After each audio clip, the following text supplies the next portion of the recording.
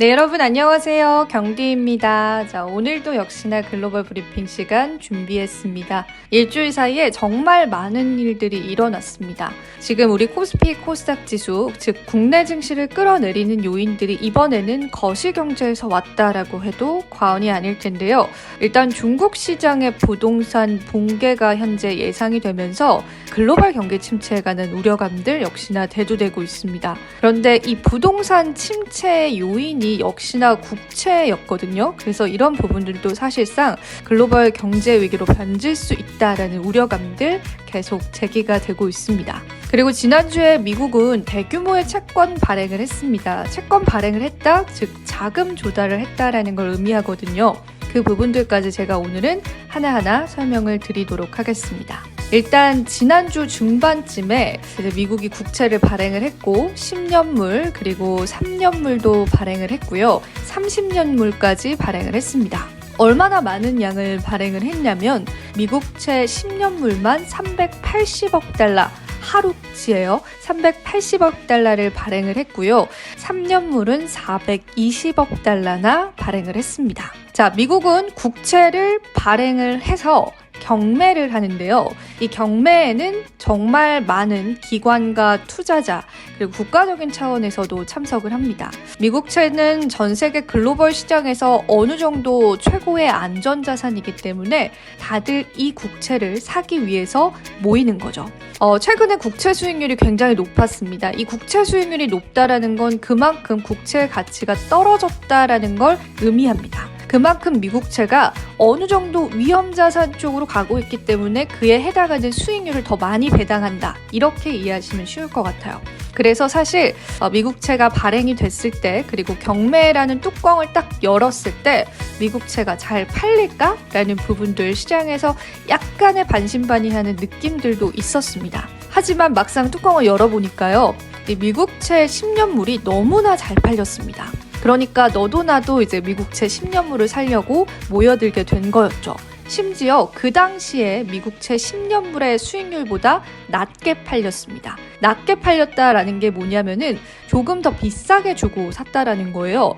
앞으로 미국채 10년물을 가졌을 때 수익률이 더 적게 책정되므로도 그럼에도 샀다라는 거잖아요. 그만큼 시장에서는 역시나 미국채 수익률 10년물 가치가 좋게 평가받고 있구나. 이렇게 해석이 되는 겁니다. 그러다 보니까 미국의 10년물 국채 수익률이 일시적으로 조금 낮아지기도 했었습니다. 그런데 왜 이렇게 미국채는 미국채 수익률이 어떻다, 경기가 안 좋다, 연준의 금리 인상이 어떻다, 이런 상황들, 그리고 미국이 국가 재정이다, 심지어 미국의 신용등급이 강등됐다라는 상황들이 있었음에도 잘 팔렸을까요? 그 부분도 우리가 해석을 해볼 필요가 있는데 그 이유 중에 하나로 꼽혔던 거는 왜 이번 연초에 미국에 있는 민주당과 공화당이 미 국채 발행, 추가 발행, 즉 미국의 부채 한도 협상에 관해서 옥신각신하고 있다. 이런 기사들 많이 보셨을 거예요. 저도 그 부분에 관해서 다룬 적이 있었는데 자, 그러다 보니까 대기 수요가 좀 생겼다라고 좀 우리가 예측을 해볼 수가 있습니다.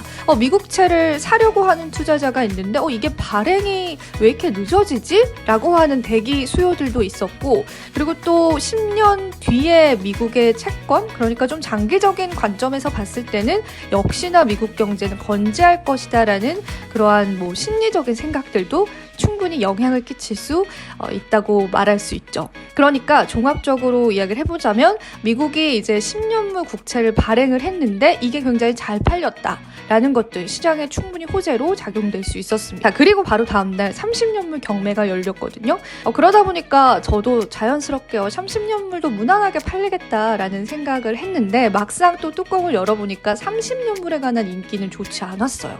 심지어 지금 30년물에 관한 국채 수익률보다 더 높게 책정이 됐습니다. 그러니까 30년 뒤에 미국의 경제 그리고 미국 국채에 관한 수익률들을 더 높게 받아야 된다. 그만큼 약간 장기적으로 미국이 정말 괜찮을까라는 의구심들이 조금 이런 경매 시장에 반영이 됐다라고 해도 과언이 아닐 것 같습니다. 그렇게 지난주에 미국의 채권 시장이 굉장히 뜨거웠고요. 사실 여러분들이 채권 시장까지는 관심을 갖지 않으시는 경우들이 굉장히 많은데 채권 시장은 정말 큰 뭉칫돈이 왔다 갔다 하는 시장이기 때문에 사실 뉴욕 증시보다 더 큰 돈이 왔다 갔다 하는 시장입니다. 그래서 투자자 입장에서는 꼭 저처럼 이렇게 밤새 지켜보실 필요까지는 없지만 10년물이 어느 정도에 팔렸다, 30년물이 어느 정도에 팔렸다라는 정도의 내용 정도는 이해를 하신다면은 시장을 보는 눈은 충분히 달라질 거라고 생각을 합니다. 그래서 오늘 그 부분에 관해서 제가 말씀을 드리는 거고요. 그리고 나서 이번 주에 또 거시적인 악재들이 좀 끼었습니다. 앞서도 말씀드렸지만 일단은 이제 미국뿐만 아니라 중국 이 부동산 개발 업체의 도미노 디폴트 가능성이 커지면서 금융위기로 번질 것이다라는 그러한 또 어떤 우려감들 시장에 나오고 있는 상황이죠. 그런데 그러다 보니까 이 미국채에 관한 일시적인 수요도 있었습니다. 그러니까 조금 더 안전자산으로 돈이 몰리게 되는 현상들이 나오기도 했었죠. 하지만 사실상 미국 지표가 나오고 나서부터는 이런 기대감들이 조금 무너졌습니다. 아무래도 이 지표 자체가 어떤 지표들이 나왔냐면은 연준에서 이제 공격적인 금리 인상을 할 수밖에 없게끔 만드는 혹은 조금 눈치 보지 않고 금리 인상을 하게끔 만드는 그런 지표들이 우후죽순으로 조금 쏟아지게 됐습니다. 그래서 이런저런 상황들이 굉장히 많이 좀 겹치게 되면서 사실상 이 미국채 수익률, 10년 수익률이 정말 15년 만에 최고치를 달성하기도 했습니다. 그리고 게다가 FOMC 회의 7월달 회의록이 공개가 됐는데 이게 약간 매파적인 발언입니다. 인플레이션에 관해서 아직 연준이 만족하지 못한 거죠. 그러다 보니까 앞으로 추가적인 금리 인상뿐만 아니라 이 금리 인하 같은 경우에는 굉장히 늦게 이루어질 수 있을 것 같다라는 그러한 생각들이 시장에 계속해서 쏟아져 나온 겁니다. 심지어 레리 서머스 같은 경우에는 미국채 10년 수익률이 4.7%를 넘어갈 것이다 라고 이야기를 하기도 했습니다.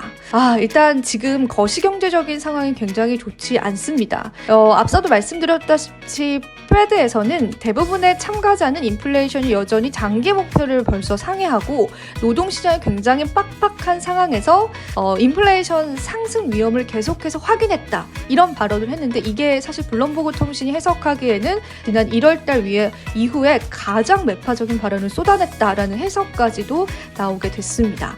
그러니까 전반적으로 시장 자체가 사실 페드의 금리 인상이 생각보다 그렇게 쉽게 끝나진 않을 것이다라는 것처럼 몰려가게 된 것이다라고 보시면 될 것 같습니다. 그리고 이 미국의 10년물 국채 수익률 조금 주목해서 봐야 될 것 같은데 언제까지 치솟을지의 여부에 관해서도 우리가 조금 계속해서 좀 지켜봐야 할 그러한 요지인 것 같습니다. 사실 얼마 전에 블룸버그 통신에서 워렌 버핏 같은 경우에는 내가 미국채를 더 매입을 하겠다라고 이야기를 한 만큼 미국채는 굉장히 안전하다라는 발언을 하기도 했었지만 사실은 피치에서 신용등급을 강등시키기도 했고 무디스에서 미국에 있는 소형 은행들에 관한 신용등급을 강등시키기도 했고 추가적으로 피치에서도 미국에 있는 중소형 은행들의 신용등급 강등할 수 있다라는 그런 발언도 하고 있기 때문에 미국 경제가 어떻게 흘러갈지의 여부들도 조금 같이 지켜보시면 될 것 같습니다. 우리가 채권 시장 절대 무시할 부분이 아닌 것 같습니다.